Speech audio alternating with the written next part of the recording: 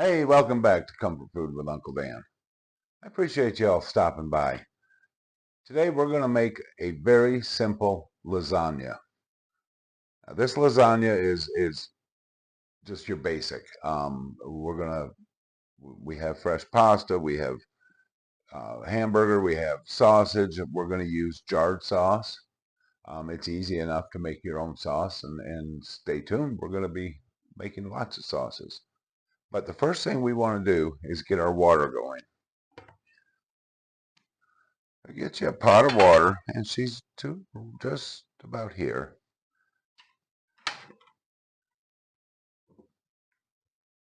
You want to salt it up. This is one place I do use salt. You kind of want the water to taste like the ocean, like salt water. We're going to get this boiling. Once we get a good rapid boil, we're going to add the pasta. One thing I like to do when I'm making lasagna is add a little bit of olive oil, and that's about a teaspoon. All that's going to do is help prevent the sheets from sticking together. Makes it a little bit easier.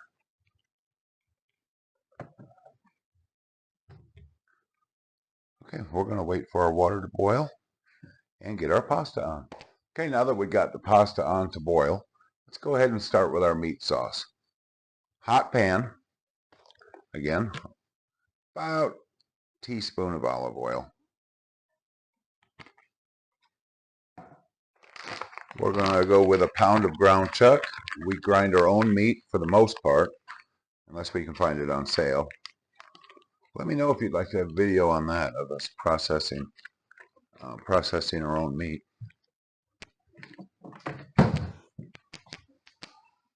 Okay, we got the ground beef in. We're going to add a little Italian sausage. This is just Johnsonville Italian sausage. It's mild. I usually get the sweet. They didn't have any, go figure. But we're just going to add a pound of sausage. Now you can use ground turkey meat. You can use anything you want, anything you have. This is my go-to for my lasagna. The meat's in. A little Italian seasoning. You can use fresh herbs. Today we're not. We're going to use the jar, and it's fine. Go ahead and load it up a little bit. Normally I'd put garlic in. Now, I'm not going to put garlic because the sauce that we have is roasted garlic. It's just going to be a little overpowering.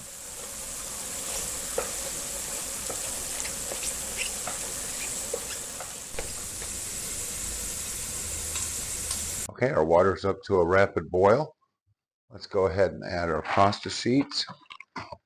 You can get these ready to bake. I personally have never used them. Everybody says there's no difference. It's a lot easier. Personal preference, I guess. So we are going to add our sheets into the water. And you don't want to stack them. You kind of want to spread them out a little bit. It'll help keep them from sticking together.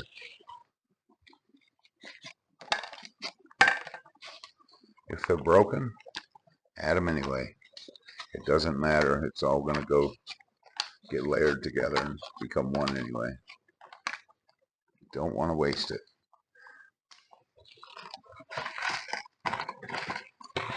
One hiding from me. And there we go. We're going to let that cook down. Give them a little mix until they get soft enough to go all the way in the water. And then we're going to start making our meat sauce while our pasta cooks. Okay, our meat is done and ready for the sauce. You want to break this up. You saw when I was cooking it, I was kind of breaking the pieces into smaller bites. You don't want big clumps, and maybe you do. I don't. I don't have hardly any grease in my pan left. It's pretty much gone. That's one of the benefits of us cutting our own meat, and it's a lot cheaper. If you need to drain it into a bowl or whatever, so you can throw it away. Please don't put it down the drain. So, meat is done. We're going to use some Prego, roasted garlic and herb. On sale at Kroger, 2 for $4. Sauce is in. Got quite a bit left in the jar. Let's go and get that out. Again, I'm not going to waste it.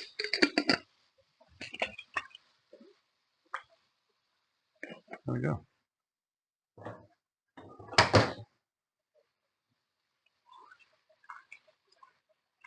Yeah, jar I just threw away. You could have used that to put the grease in too.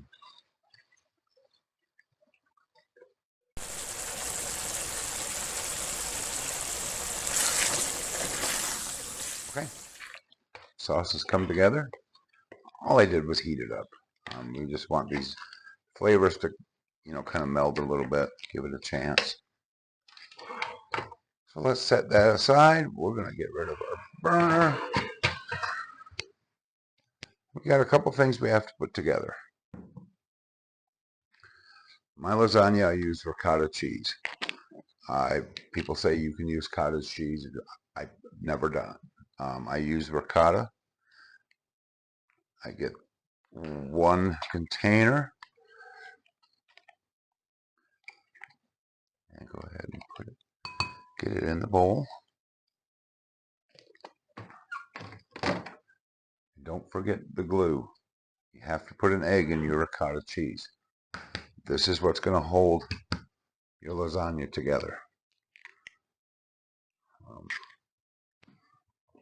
And I also like to add some herbs. Again, if I had fresh, I would use fresh oregano, basil, lots of basil. And all you want to do is break your egg up and mix this together. It'll get nice and creamy.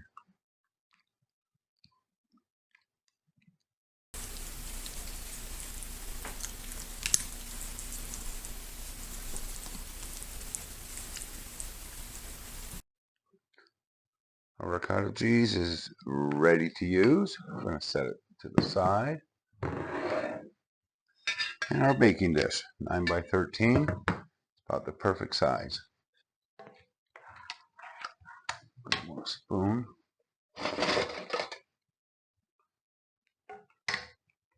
My nephew contacted me the other day, said, "Uncle Dan, please stop using the metal spoon on the metal dishes or pots and pans.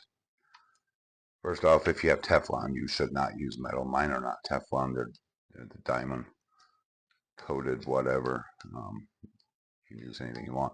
So you want to put some sauce in the bottom of your pan. This is going to prevent everything from sticking. And you don't need to get crazy. Just a nice little layer. And then we're going to start building our lasagna.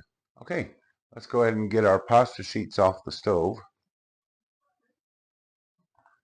and run them through the colander.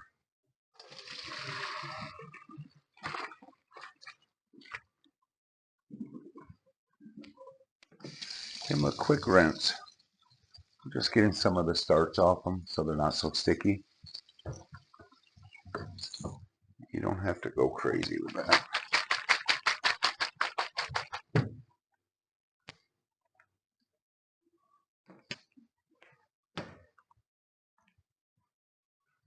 Pot back.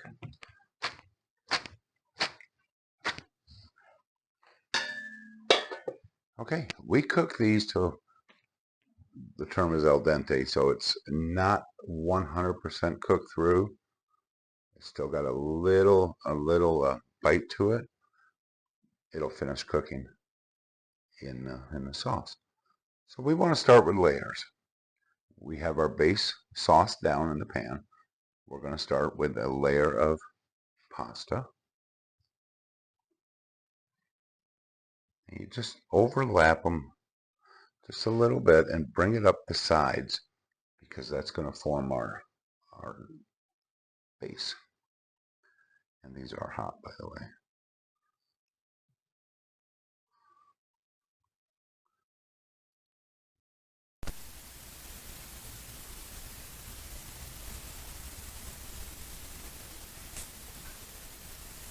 So we have our first layer of pasta down, and we're going to add some more sauce.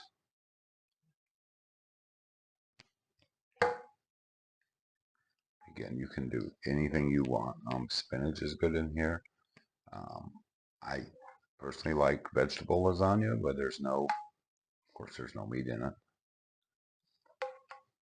Lots of cheese, fresh vegetables. Spinach is good in here. Fresh herbs are really good. Okay, nice layer of that. Cheese, mozzarella cheese. I'm using the sheets today. I like them better than the shredded in a lasagna, but it's personal preference. And we're going to cover pretty much all the meat sauce with our cheese. When somebody says that's too much cheese, you need to stop them. Nobody needs that drama in their life. So I ended this side with the pasta running in the opposite direction. So I'm going to switch that now and start in the opposite direction. I'm basically going to make a basket. I'm weaving this. And now we just start going straight.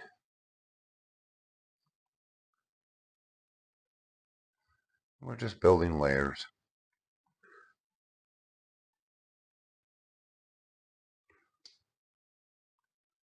Okay, we've got our next layer down. Now we're going to go with the ricotta. I've also made it with people that they don't care for the ricotta or the cottage cheese. I make a bechamel sauce that goes in as well. It's a white seasoned sauce. It's very good. There are so many options. You do it to your taste, your family's taste, and of course your budget. It's not the most expensive dish to make, but it's not. This one's going to come out to about $15 for this pan of lasagna. But we'll eat a couple pieces and then we'll freeze the rest. It freezes very good. You can freeze it before you bake it, or you can freeze it after you bake it. Stop. Okay, again we have the ricotta down. Let's go ahead and add a little more meat sauce to our ricotta. And we're just going to spread that in.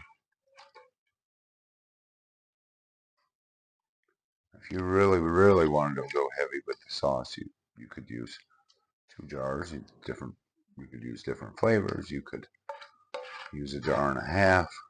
But to make it stretch, let's just go with 1 jar, 2 pounds of meat. Okay, we've got that spread in. Let's go ahead and start layering again. Again, I went the opposite to where I left off.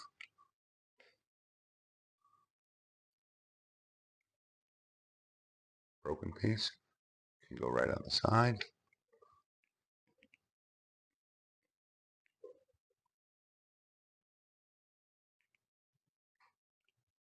That one doesn't want to. There we go.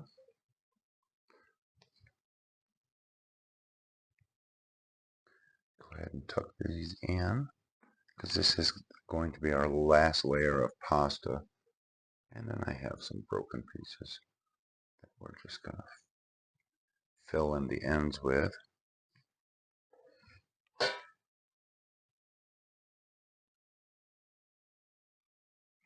All right. We're going to take our leftover, the rest of the meat, layer it on, and you can spread it thin. There's plenty in here.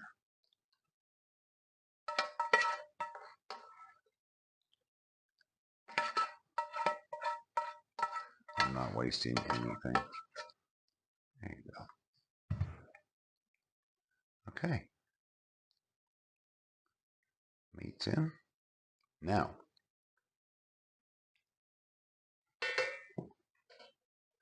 I'm going to go ahead and put this, I'm going to cover it with tin foil. I'm going to put it in the oven. It's going to bake for about 45 minutes.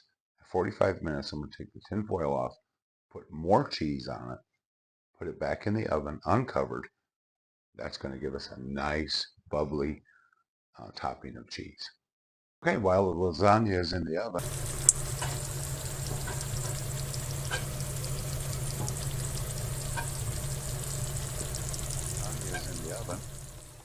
we're going to start our garlic bread. Very easy. You can buy the garlic. You can buy the frozen garlic bread and warm it up in the oven. But I'm telling you, it's an expensive way of doing it. All we want to do is get our pan hot, butter. I'm going to use about half a stick of butter.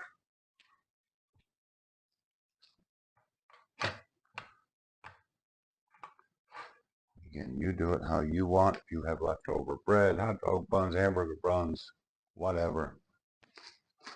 Whenever we're at Walmart, we check their bakery, and they always have the large French bread, 44 cents. So we buy what we can, throw it in the big freezer, and it's good for, of course, garlic bread. It's good for French bread pizzas, which is coming soon. So let's go ahead and get our butter melted down. We're going to add some garlic. Use fresh garlic. You can mince it up yourself. You can use garlic powder, a little bit of garlic salt. Again, I don't do a lot of salt. I like to add about a tablespoon, big tablespoon, into my butter and just start mixing that up.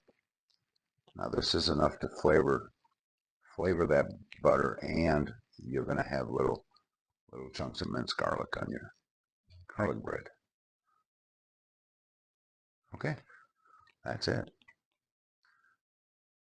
That is done. Sorry about that. Okay, let's get our French bread.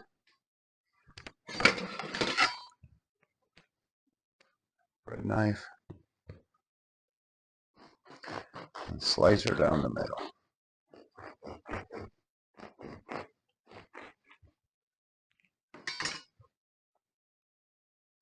Look at that, two really nice pieces. Now if you have a brush, you could brush this on, or you can just go along and just kind of splash it on.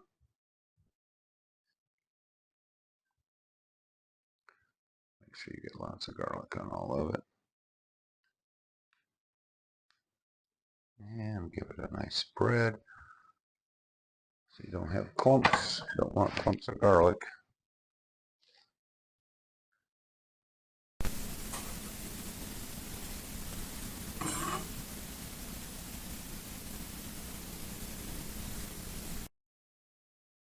There you are.